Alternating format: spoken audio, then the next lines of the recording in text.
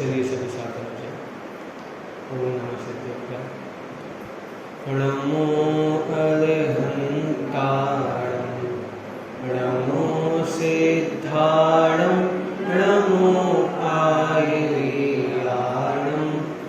नमो वज्रायाणं नमो योगे सर्वसारूढं मंगलं भगवान् वीरो मंगलं गौतमो गणी मंगलं कुन्दकुन्दाद्यो जैन धर्मोऽस्तु मंगलम् सर्वमङ्गलमाङ्गल्यं सर्वकल्याणकारिकं प्रधानं सर्वधर्माणां जैनं जयतु शासनं जैनं जयतु शासनम् अरिहंत सिद्ध सूरि उपाध्याय साधु सर्व अर्थ के प्रकाशी मांगल्य के उपकारी हैं तिनको स्वरूप जाने लागते भई जो भक्ति काय को नवाए ये स्तुति के उच्चारी हैं धन्य धन्य तुम ही से काज सब आज भय कर जोड़ी बारंबार वंदे नाम हमारी है मंगल कल्याण सुख ऐसो हम चाहत हैं हो मेरी ऐसी दशा जैसी तुम धारी है हो मेरी ऐसी दशा जैसी तुम धारी है। पिछले दिनों से हमारी चर्चा चत्तारी मंगल पाठ पर चल रही है जो बाल बोध पाठमाला में हमारा दूसरा चैप्टर है, दूसरा पाठ है। इसका नाम क्या है? चत्तारी मंगल, जिसमें 4 मंगल हैं, 4 उत्तम हैं और 4 शरण हैं। क्या कहा? 4 मंगल हैं, 4 उत्तम हैं और 4 शरण हैं। इसकी चर्चा इस पाठ में आई है। चलिए पहले हम पाठ करते हैं एक साथ और फिर बाद में चर्चा करेंगे। चत्तारी मंगलम अरहंता मंगलम सिद्धा मंगलम साहू मंगलम केवली प्रणतो धम्मो मंगलम चत्तारी लोकोत्तमा अरहंता लोकोत्तमा सिद्धा लोकोत्तमा साहू लोकोत्तमा केवली प्रणतो धम्मो लोकोत्तमो चत्तारी शरणं प्रवक्ष्यामि अरहन्ते शरणं प्रवक्ष्यामि सिद्धे शरणं प्रवक्ष्यामि साहू शरणं प्रवक्ष्यामि केवली प्रणतं धम्मं शरणं प्रवक्ष्यामि। तो ऐसे इस पाठ में 4 मंगल, 4 उत्तम और 4 शरण, इनको नमस्कार किया गया है। 4 मंगल उत्तम शरण कौन कौन है? अनंत भगवान मंगल उत्तम शरण है, सिद्ध भगवान मंगल उत्तम शरण है और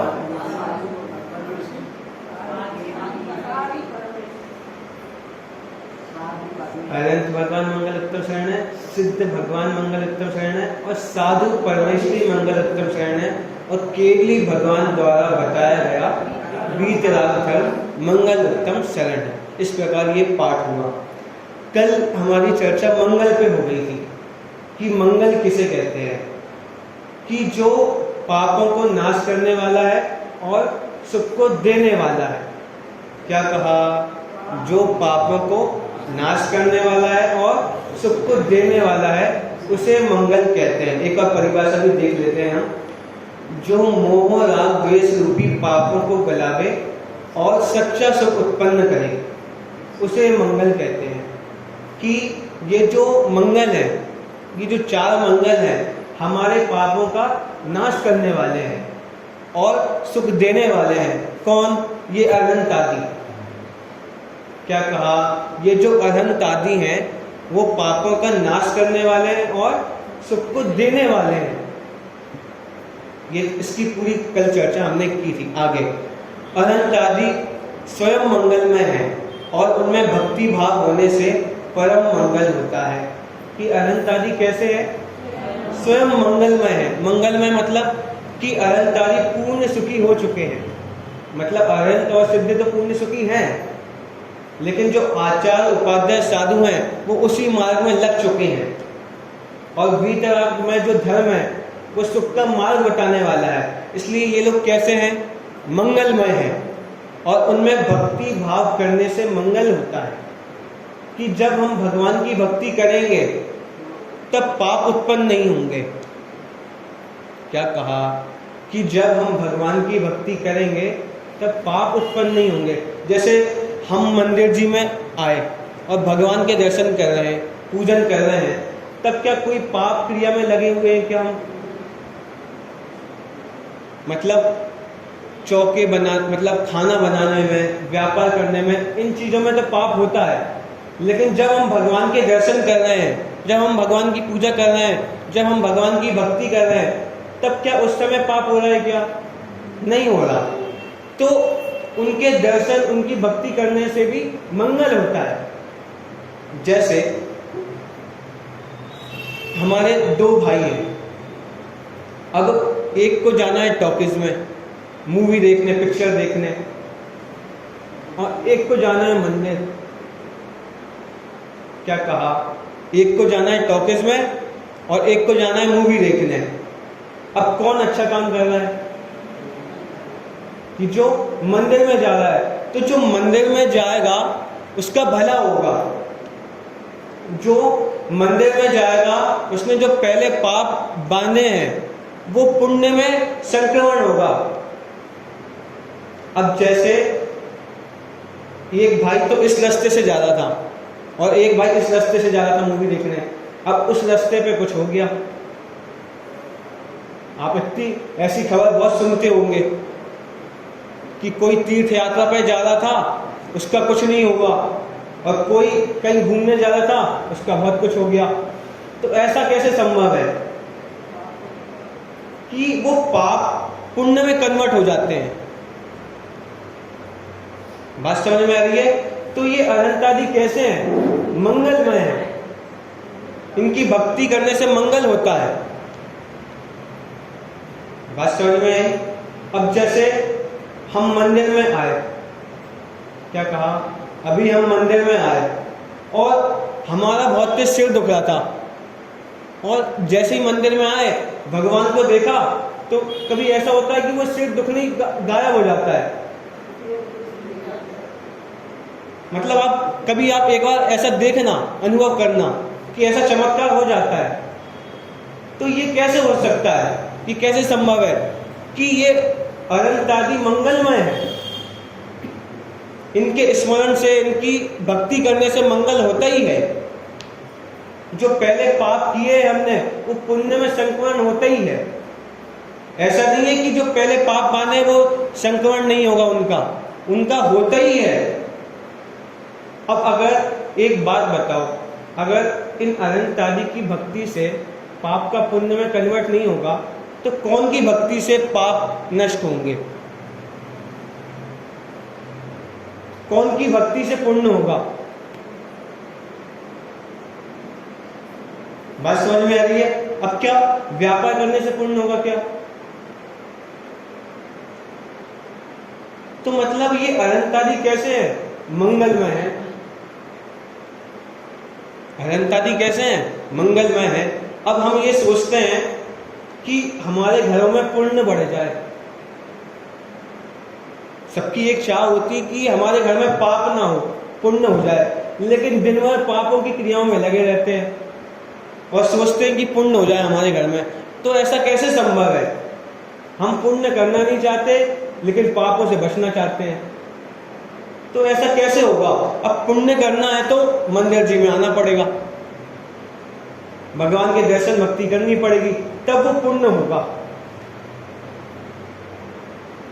अब जो भी सामग्री मिलती है वो पुण्य के उदय से ही तो मिलती है। ये मकान, पैसा, अच्छे बेटे, बहू किससे मिलते हैं? पुण्य के उदय से मिलते हैं। मतलब हम पैसा पाप की कमाई से चाहते हैं, लेकिन पैसा पाप की कमाई से नहीं आता, अपने पुण्य के उदय से आता है। क्या कहा? पैसा आपकी कमाई से नहीं आता, आप कितना काम कर रहे हो, आपके पुण्य के उदय से आता है। आपने देखा होगा घरों में कि जो हमारे बुजुर्ग वगैरह हैं, उनने कितनी मेहनत की कि पहले उनके पास कुछ भी नहीं था और आज फिर वो उनने इतनी मेहनत करके इतना सब हासिल किया। और आप ये भी देखते होंगे कि उनके बेटे के बेटे हो गए, उनने कुछ किया नहीं और आज उनके पास सब कुछ है। ऐसा कैसे संभव है? कि उनका पुण्य का उदय है। कि मतलब ये जो सामग्री मिलती है हमें पुण्य के उदय से मिलती है, हमारे करने से इसमें कुछ नहीं होता। अगर हमारे करने से कुछ भी होता तो किसान कितनी मेहनत करते हैं, मजदूर कितनी मेहनत करते हैं, आप बताओ कितनी मेहनत करते हैं मजदूर। मतलब वो जितनी मेहनत एक सेकंड में करोड़ रुपए कमाने वाला नहीं करता, उससे असंख्यात गुनी मेहनत वो मजदूर करता है, लेकिन तब भी उसके हाथ में कुछ भी नहीं आ पाता। ऐसा कैसे संभव है? कि ये पुण्य पाप का खेल है, कि ये सामग्री पुण्य के उदय से मिलती है और पाप के उदय से नहीं मिलती। बात समझ में आई? अब लेकिन हम क्या करना चाहते हैं कि पाप की कमाई से ही वो चाहते हैं, लेकिन ऐसा कैसे संभव है कि जब तक आपका पुण्य का उदय नहीं होगा तब तक कुछ नहीं होने वाला। अब जैसे हमें बीमारी हो गई, कुछ भी हम बीमार हो गए, अब हम ये चाहते हैं कि पाप की कमाई से वो सही हो जाए, तो ऐसा कैसे संभव है? हम भगवान की भक्ति पूजा करना नहीं चाहते और चाहते हैं कि वो बीमारी सही हो जाए, तो नहीं हो सकती। अब जैसे आप ये कहोगे कि हम औषधि ले लेंगे, तो वो औषधि भी कैसे बनी है? औषधि भी अबक्षी है। आप कितनी औषधि में मांस डलता है, आप देखते हैं, आपको पता भी है। तो वो पाप की कमाई से पुण्य कैसे हो जाए? तो पाप की कमाई से भी शरीर सही नहीं होगा। अगर शरीर भी सही करना है तो हमें मंदिर जी में आना पड़ेगा, ये स्वाध्याय में बैठना पड़ेगा, भगवान की भक्ति पूजा करनी पड़ेगी, तब शरीर स्वस्थ होगा। तो इसका क्या मतलब कि ये अनंत आदि कैसे हैं?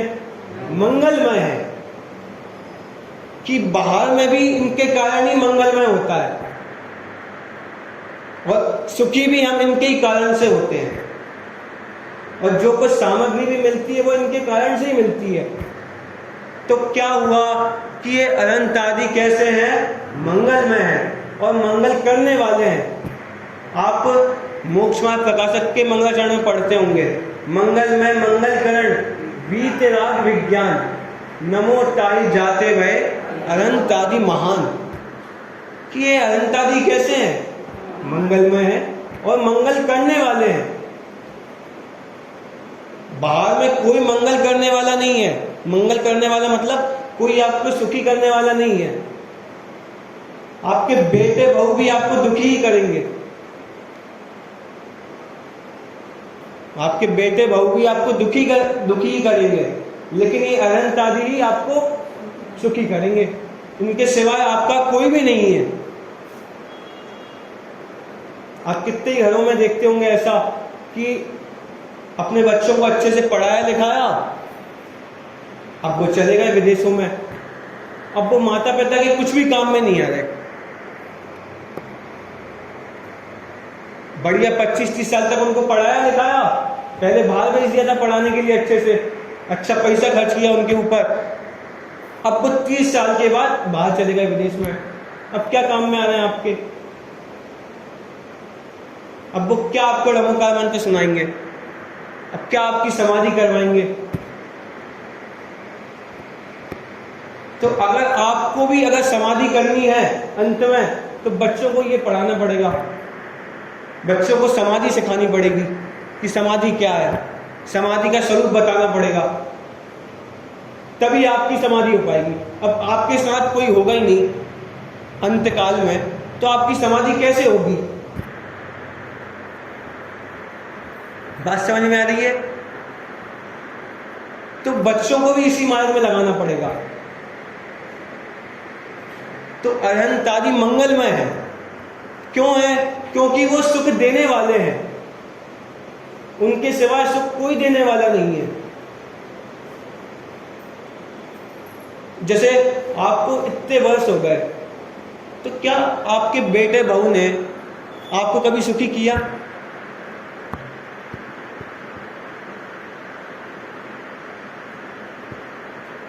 समझ में आई बात? मतलब हमेशा ही दुखी हुआ, हम उनसे ही दुखी हुए। तो ये जितने भी बाहर की सामग्रियां हैं, बाहर की वस्तुएं, बाहर के जीव हैं, सब दुखी करने वाले हैं। क्यों? क्योंकि ये दुखी है ना, जिनके पास जो होगा वो वही तो हमें दे सकता है। तो इन लोगों के पास दुख है तो ये हमें दुखी देंगे, और भगवान के पास सुख है तो भगवान सुखी देंगे हमें। अनंत आदि के पास सुख है तो वो सुख देंगे, वो मंगलमय है तो आपको भी मंगलमय करेंगे। और हमारे बेटे बहू के पास क्या है? दुख है तो वो दुखी देंगे।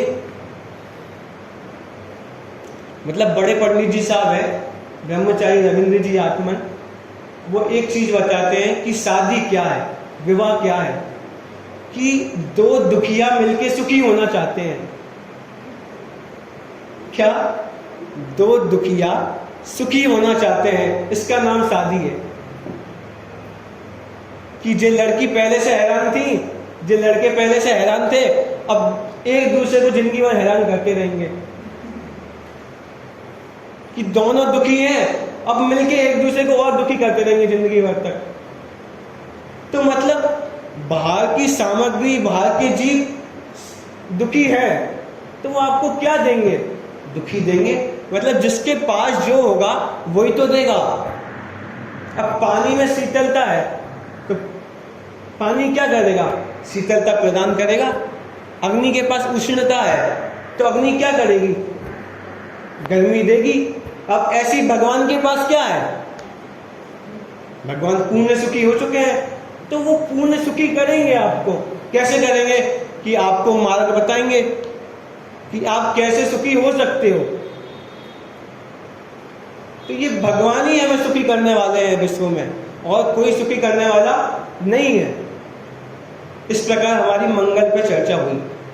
अब मंगल के कई भेद जिनागम में कहे हैं। जैसे अभी हमने जाने कि मंगल कितने प्रकार का है? 4, कि अनंत, सिद्ध, साधु और धर्म, कि जो केवली भगवान ने जो हमें धर्म बताया वो मंगल है। तो ऐसे जिनागम में मंगल के बहुत सारे भेद किए हैं कि मंगल एक भी है, मंगल एक भी है, कि जो अनंत आदि है वह स्वयं मंगल में है, तो मंगल एक हो गया। मंगल 2 प्रकार का है, निबद्ध मंगल और अनिबद्ध मंगल। कि जो ग्रंथ में जो आचार लिखते हैं, जो मंगलाचरण करते हैं, तो जो उसमें नमस्कार कर रहे हैं वो हो गया निबद्ध मंगल, और जो भाव नमस्कार करते हैं वो हो गया अनिबद्ध मंगल। ऐसे निबद्ध मंगल और अनिबद्ध मंगल, मतलब जो आचार ग्रंथ में मंगलाचरण लिखते हैं वो हो गया निबद्ध मंगल, कि जो उन्होंने रचना की। और जो भाव नमस्कार करते हैं अनंत आदि को, कौन? आचार, वो हो गया अनिबद्ध मंगल। मंगल 3 प्रकार का भी है, सम्यक दर्शन, सम्यक ज्ञान, सम्यक चारित्र। ये कैसे मंगल हुआ? कि ये सम्यक दर्शन ज्ञान ये भी तो सुख देने वाला है। मोक्ष मार्ग यही तो है, सम्यक दर्शन, सम्यक ज्ञान, सम्यक चारित्र, यही तो सुख का मार्ग है। तो ये भी सुख स्वरूप हो गया, तो ये भी मंगलमय हो गया। क्या? सम्यक दर्शन, सम्यक ज्ञान, सम्यक चारित्र। ऐसे मंगल के 3 भेद भी हैं। क्या क्या? सम्यक ज्ञान, सम्यक दर्शन, सम्यक चारित्र। मंगल के 4 भेद भी हैं, वो तो हमने पढ़ ही लिए। अनंत भगवान, सिद्ध भगवान, साधु परमेष्टि और केवली भगवान द्वारा बताया गया धर्म। ऐसे 4 प्रकार का है। और मंगल के 6 भेद भी हैं। मंगल के 6 भेद भी हैं। कौन कौन से? नाम, स्थापना, द्रव्य, क्षेत्र, काल, भाव। भाव भाव, नाम, स्थापना, द्रव्य, क्षेत्र, काल और भाव। अब नाम क्या हो गए कि अनंत, सिद्ध, आचार, उपाध्याय, साधु, ये तो मंगलमय है ही, ये तो सुखी है ही। तो ये नाम मंगल हो गया कि अनंत आदि कैसे हैं? मंगलमय है। इसके बाद नाम, स्थापना, कि जो हमने जो मंदिर में मूर्ति विराजमान की, वो भी मंगलमय है। कि अब अनंत भगवान तो अभी है नहीं पंचम काल में, तो हम किसको नमस्कार करेंगे? उनकी मूर्ति को नमस्कार करेंगे। कि जैसे अनंत भगवान है वैसे ये प्रतिमा है, तो ये प्रतिमा भी कैसी हो गई? मंगलमय हो गई। कि मतलब जैसे अनंत भगवान है वैसी ही ये मूर्ति है, तो वो मूर्ति से भी सुख होता है। आप देखो कि जब आप भगवान की मूर्ति को देखते हो तो एक शांति का अनुभव आपको होता है। आपका चित्त शांतिमय हो जाता है। तो ये मूर्ति भी कैसी हो गई? शांतिमय हो गई। तो ये स्थापना मंगल हुआ। और द्रव्य मंगल, द्रव्य मंगल मतलब अनंत, सिद्ध, आचार, उपाध्याय, साधु। तो ये द्रव्य मंगल हो गए कि ये जीव है कि नहीं, ये सुखी है कि नहीं, ये पांचों सुखी हैं। तो ये द्रव्य मंगल हो गया। अब जैसे हम किसी आचार्य के पास जाएं, किसी साधु के पास जाएं, तो वो जीव है कि नहीं? अब उनके पास जाएंगे तो वो हमें सुख का मार्ग बताएंगे कि नहीं? बताएंगे। तो उनसे हमारा मंगल होगा कि नहीं? उनसे हमारा मंगल होगा। तो ऐसे ये द्रव्य मंगल हो गया। अब ऐसे क्षेत्र मंगल, कि जहां से भगवान मोक्ष गए, जहां से भगवान मोक्ष गए तो वो क्षेत्र भी मंगल हो गया। क्या कहा? जहां से भगवान मोक्ष गए तो वो क्षेत्र भी मंगलमय हो गया। अब आप बताओ, किसी पृथ्वी की पूजा हो सकती है क्या? किसी पृथ्वी को नमस्कार हो सकता है क्या? लेकिन सम्यक शिखर को नमस्कार किया जाता है। ऐसा क्यों? क्योंकि वहां से अनंत मोक्ष गए, तो वह क्षेत्र भी मंगलमय हो गया।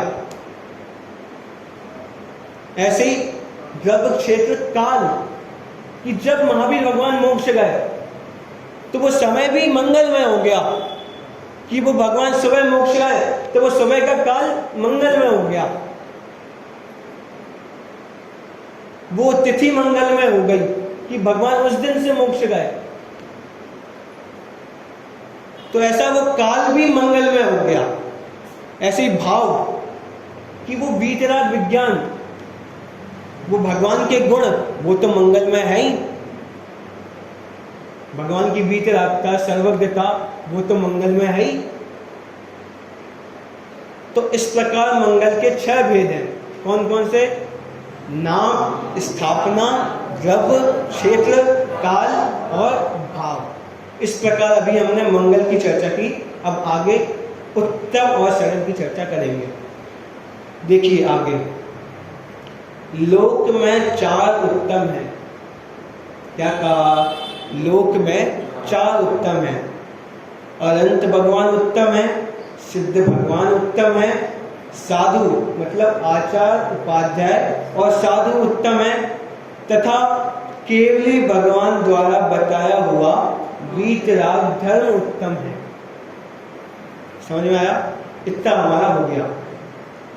लोक में जो सबसे महान हो उसे उत्तम कहते हैं। अब उत्तम की परिभाषा आई कि उत्तम कहते किसे हैं, कि लोक में जो सबसे महान हो उसे उत्तम कहते हैं।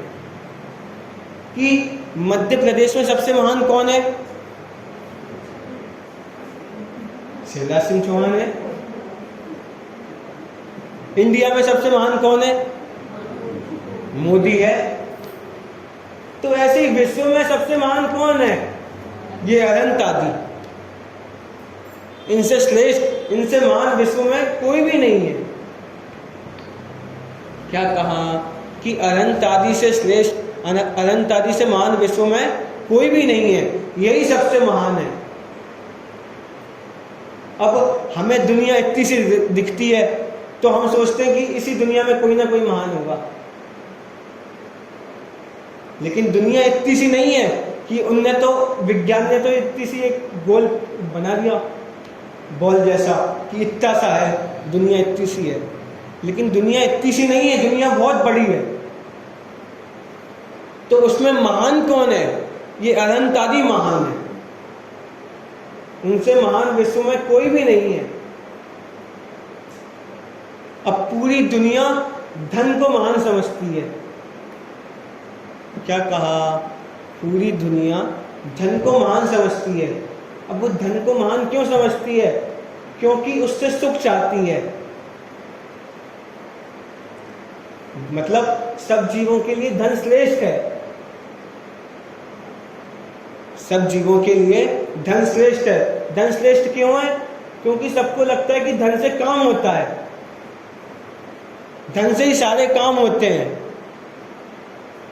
धन से ही हम सुखी होते हैं। पूरी दुनिया को ऐसा लगता है, तो सब धन के पीछे भागते हैं।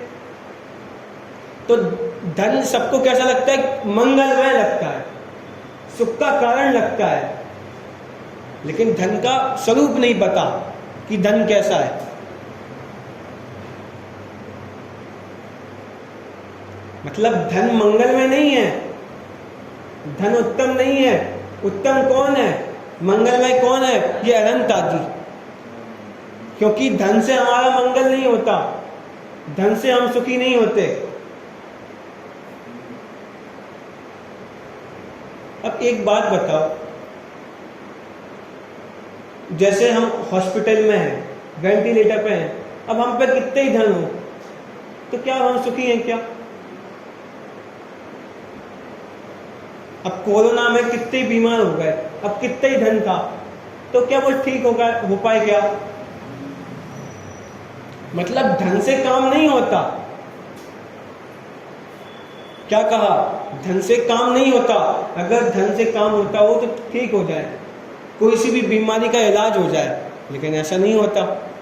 अब छोटी सी बीमारी हो जाए और कितने ही पैसा खर्च कर दें तो ठीक नहीं हो पाते। और वो तुलसी थोड़ी सी पी लें उससे ठीक हो जाते हैं। तो मतलब धन से काम नहीं होते, हम धन से सुखी नहीं होते। तो धन क्या है? मंगलमय नहीं है, उत्तम नहीं है। तो उत्तम कौन है? ये अनंत आदि उत्तम है। क्यों है? क्योंकि ये मंगलमय है, क्योंकि ये सुख देने वाले हैं, क्योंकि ये सुख का मार्ग बताने वाले हैं कि हम सुखी कैसे होंगे। अगर धन से सुखी होते तो हमारे मुनिराज, हमारे तीर्थंकर ये धन को क्यों छोड़ते?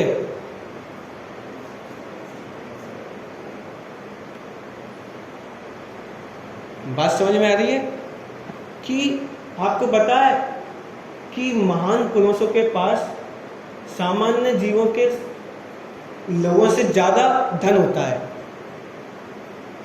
कि जो महापुरुष होते हैं उनके पास ज्यादा धन होता है सामान्य पुरुषों से, उनके पास ज्यादा वैभव होता है सामान्य पुरुषों से, लेकिन वो तब भी छोड़ देते हैं।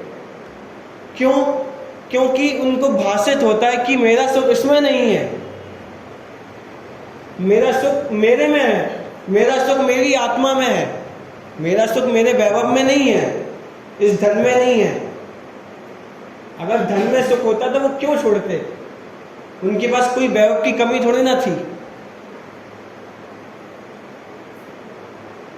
अब एक बात बताओ, भरत चक्रवर्ती थे तो 6 खंड के अधिपति, उनके पास क्या कमी थी?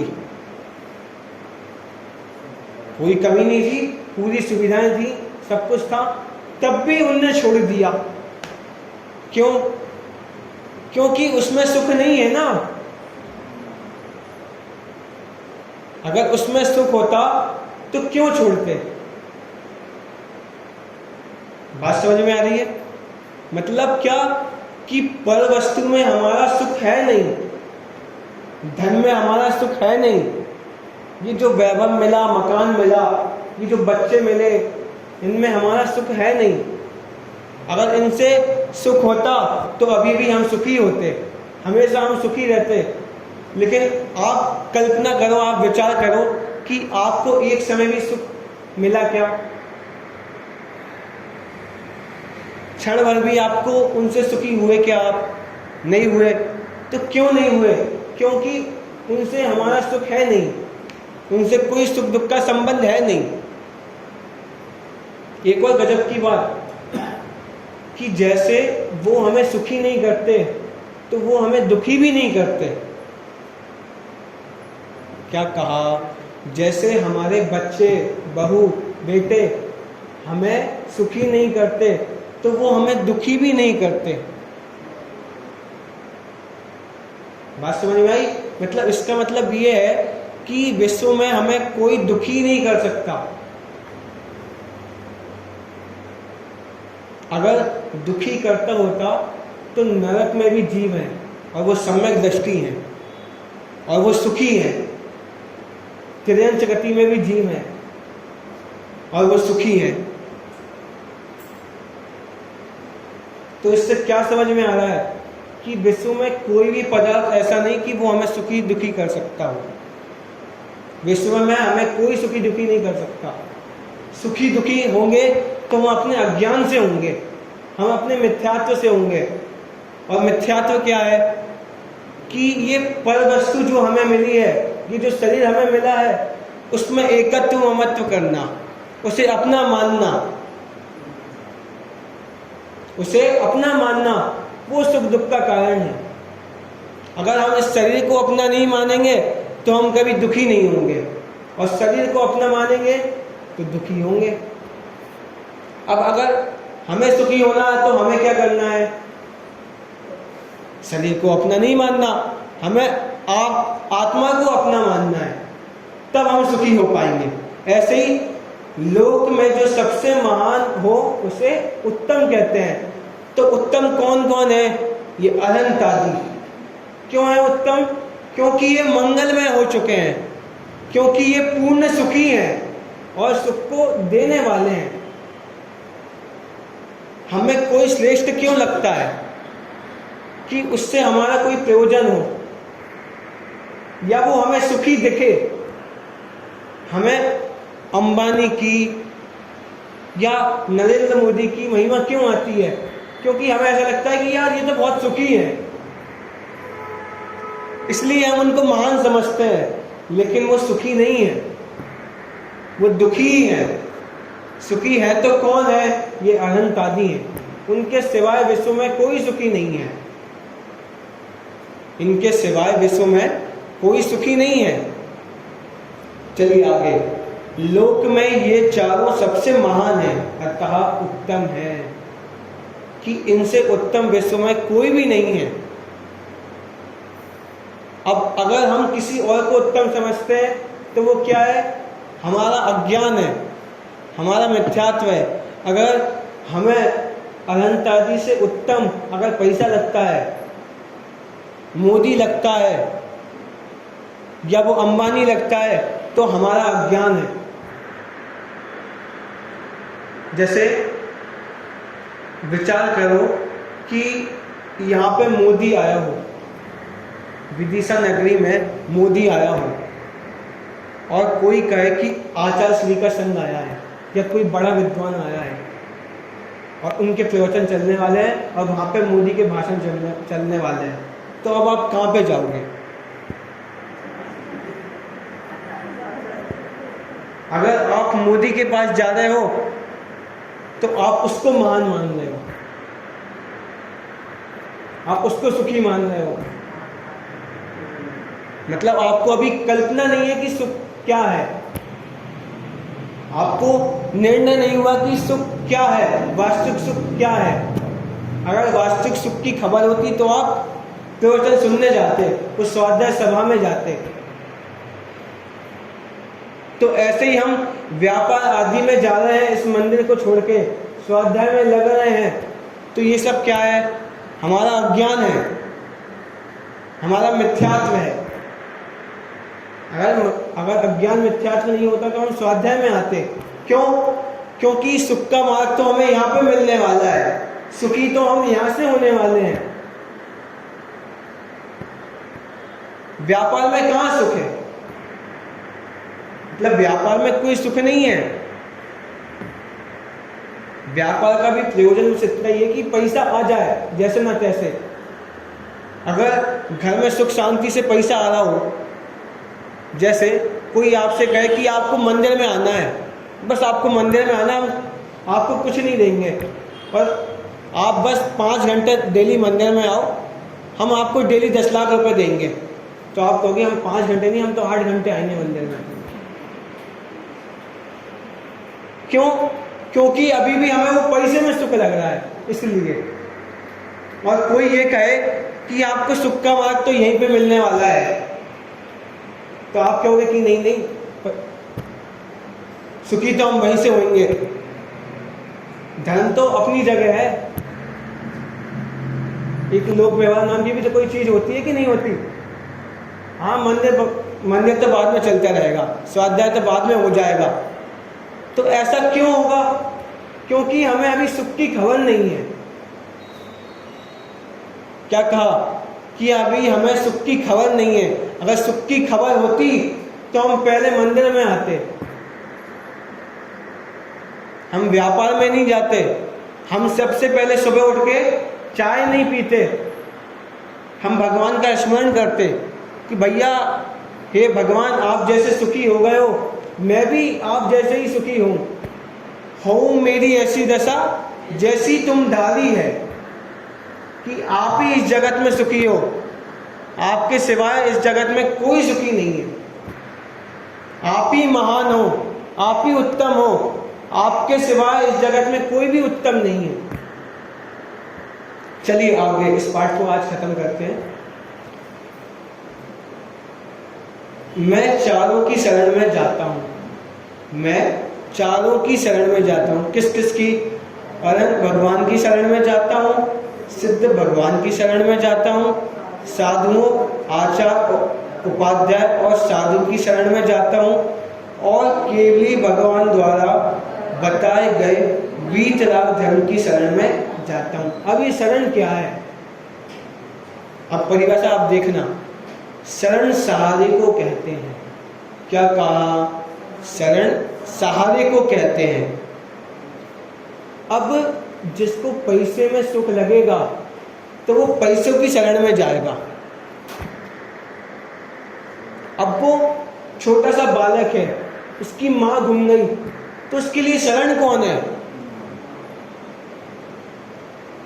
उसके लिए शरण कौन है? माँ।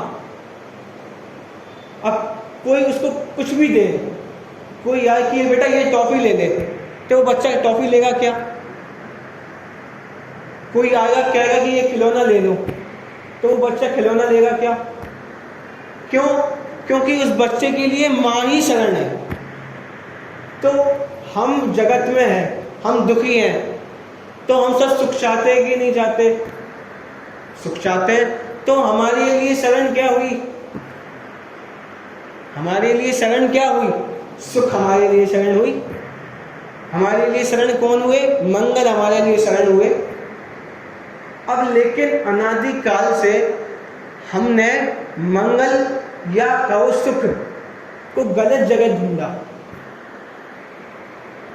अनादि काल से हमने सुख को गलत जगह ढूंढा, इसलिए हम कभी सुखी नहीं हो पाए। हम सुखी तो अनंतादि की भक्ति से होते, उनकी पूजा से होते, कि उनने जैसा बताया है वैसे मार्ग पे चल के होते, लेकिन अनादिकाल से हमने वैसा नहीं किया। हमने सुख को कहीं और खोजा, हमने सुख को कहीं और माना, इसलिए हम दुखी हुए कि हमने शरण कहीं और मानी। क्या कहा? हमने शरण पैसों में मानी तो इसलिए हम दुखी हुए।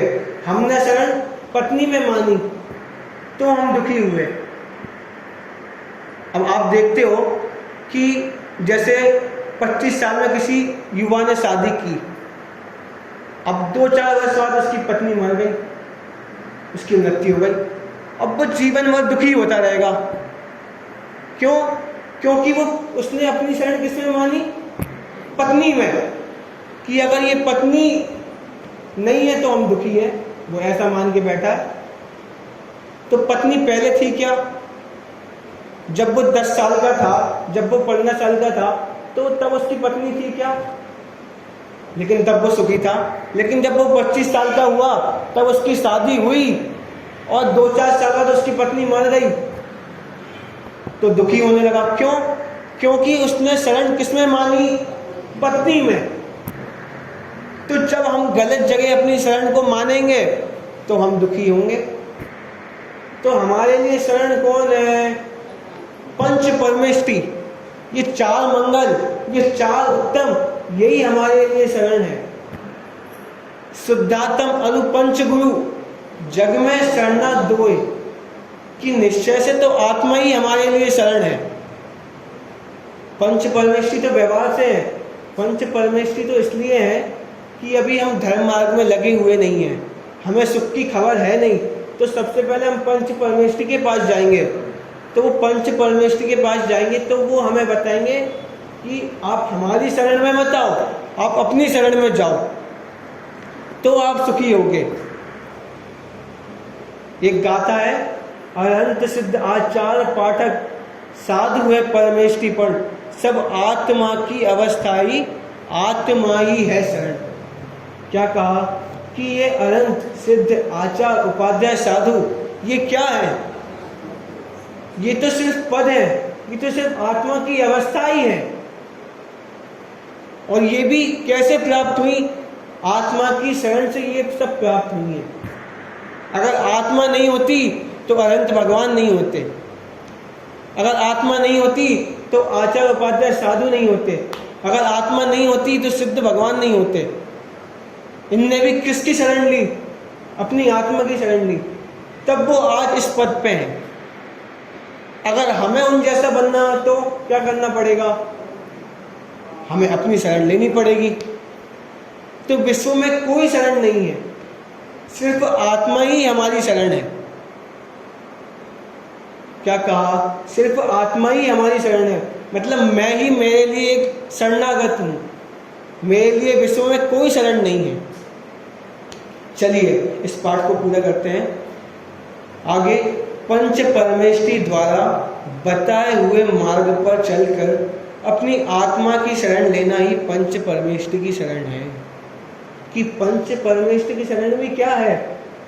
कि उनके बताए हुए मार्ग पर चलकर अपनी आत्मा की शरण लेना।